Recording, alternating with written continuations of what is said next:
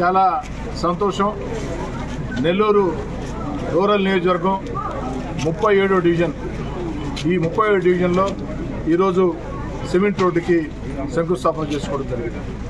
అతి త్వరలో వేగవంతంగా నాణ్యతా ప్రమాణాలతో పూర్తి చేసి అందిమని చెప్పని కూడా అధికారులను కోరటం జరిగింది. రాష్ట్రంలో తెలుగుదేశం పార్టీ కూటమి అధికారంలోకి వచ్చి ఈ 2 నెలల్లో నెల్లూరు రూరల్ నియోజకవర్గంలో వాడవాడలా కూడా అభివృద్ధి పనులు ఒక జాతరలా సాగుతూ ఉన్నాయి. ప్రజల కోరిక మేరకి, ప్రజల అవసరాల కోసం ఎక్కడ ప్రజలు ఏది అవసరం అనుకుంటే అదేదైతే ఆర్థిక ప్రాధాన్యత క్రమంలో ఎక్కడికక్కడ ఈ అభివృద్ధి పనులు చేపట్టడం జరుగుతుంది. ముఖ్యంగా గత వైఎస్ఆర్ కాంగ్రెస్ పార్టీ ప్రభుత్వం అస్తవ్యస్త, అనాలోచిత, అరాచక విధానాలతో రాష్ట్రం ఆర్థికంగా దివాలా తీసింది. ఈరోజు రాష్ట్రంలో ఆర్థికంగా దివాలా తీసిన రాష్ట్రంలో ఎక్కడా కూడా అభివృద్ధికి నిధులు లేని పరిస్థితి. అయినా కూడా తన అపార అనుభవంతో రాష్ట్ర ముఖ్యమంత్రి నారా చంద్రబాబు నాయుడు గారు ఆర్థిక సంక్షోభంలో కూరుకుపోయినటువంటి రాష్ట్రాన్ని గాడింపెడుతూ ఉన్నారు. ఇక్కడ కూడా అధికారుల సహాయ సహకారాలతో నెల్లూరు రూరల్ నియోజకవర్గంలో వాడవాడలా కూడా రోడ్లు, డ్రైన్లు, కాలువలు, కరెంటు, మంచినీటి పైప్లైన్లు వీటి కోసం శంకుస్థాపనలు ప్రారంభించడం జరిగింది. కొన్ని ప్రాంతాల్లో వేగవంతంగా పనులు జరుగుతున్నాయి. కొన్ని ప్రాంతాల్లో రేపు ఎల్లుండి పనులు స్టార్ట్ అవుతాయి. ఈ అభివృద్ధి కార్యక్రమాలు ఈ నెలాఖరు కూడా నిరంతరం సాగుతూనే ఉంటాయి. ఈ నెలాఖరు తర్వాత మళ్ళీ సమీక్షించుకుని మళ్ళీ కూడా నిధులు కేటాయించడం జరుగుతుంది. మరీ ముఖ్యంగా 37వ డివిజన్.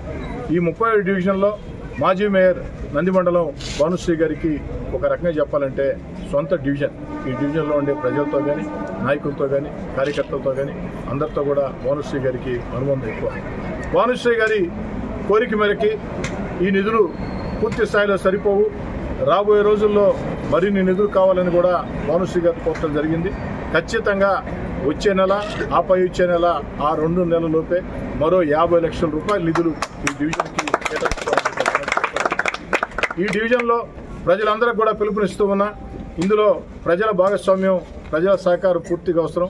మనము డివిజన్లు పరిశుభ్రంగా ఉండాలా.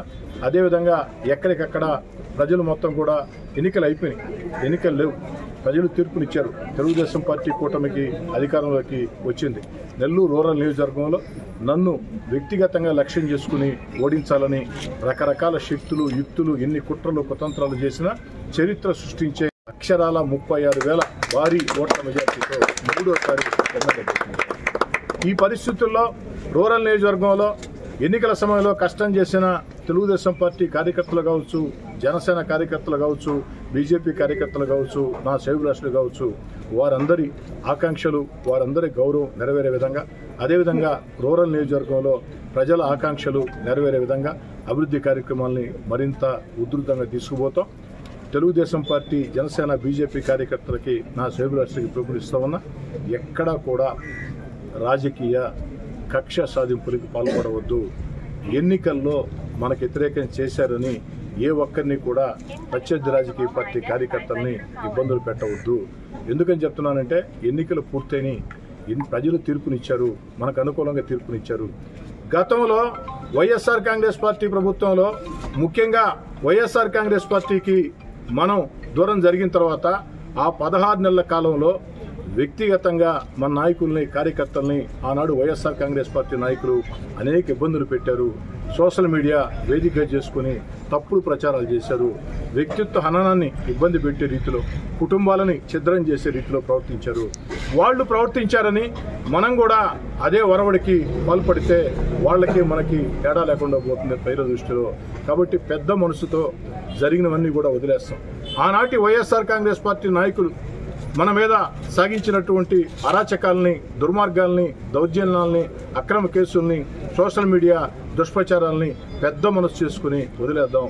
మన ఆకాంక్ష ఒకటే, నెల్లూరు రూరల్ నియోజకవర్గం అభివృద్ధి పదంలో పరుగులు తీయాలా. చంద్రబాబు నాయుడు గారు ప్రవేశపెట్టిన సంక్షేమ పథకాలు ప్రతి అర్హుడికి అందాలా. అభివృద్ధి పథకాలు ఎక్కడికక్కడ రోడ్లు కావచ్చు, కాలువలు కావచ్చు, కల్వర్ట్లు కావచ్చు, కరెంటు కావచ్చు, మంచినీటి పైపులైన్లు కావచ్చు, ఇవన్నీ వేగవంతంగా జరగాల. అదేవిధంగా కష్టకాలంలో మన కోసం పనిచేసినటువంటి పార్టీ కార్యకర్తల సంక్షేమం కోసం చర్యలు తీసుకోవాలా. ఈ దిశగా ప్రయత్నం చేద్దాం. రాబోయే రోజుల్లో నెల్లూరు జిల్లాకి పరిశ్రమలు కూడా పెద్ద ఎత్తున రాబోతున్నాయి.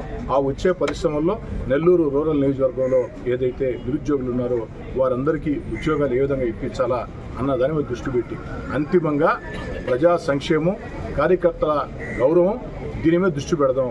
ఎట్టి పరిస్థితుల్లో 600 106 ప్రత్యర్థి రాజకీయ పార్టీ కార్యకర్తల్ని ఇబ్బందులు పెట్టవద్దు.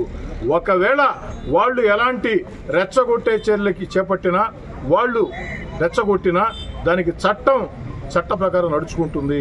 మనం చట్ట ప్రకారం పోదాం తప్ప ఎక్కడా కూడా ప్రత్యర్థి రాజకీయ పార్టీ కార్యకర్తల్ని చట్ట వ్యతిరేకంగా ఇబ్బందులు పెట్టొద్దు, కేసులు పెట్టొద్దు, వేధించవద్దు. దయచేసి పెద్ద మనసుతో అవన్నీ కూడా వదిలేయండి.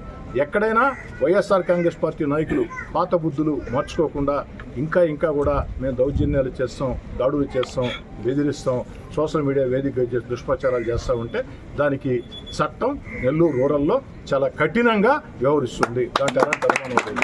కాబట్టి పార్టీ నాయకులు, కార్యకర్తలు మొత్తం సమన్వయం పాటించాలని కోరుకుంటూ రాబోయే రోజుల్లో అతి త్వరలోనే మరో 50 లక్షల రూపాయల నిధులు నగర మాజీ మేయర్ నంది మండలం భానుశ్రీ గారి విజ్ఞాపన మేరకి మరో 50 లక్షల రూపాయల నిధులు ఈ యొక్క 37 డివిజన్కి ప్రత్యేకంగా కేటాయించారు.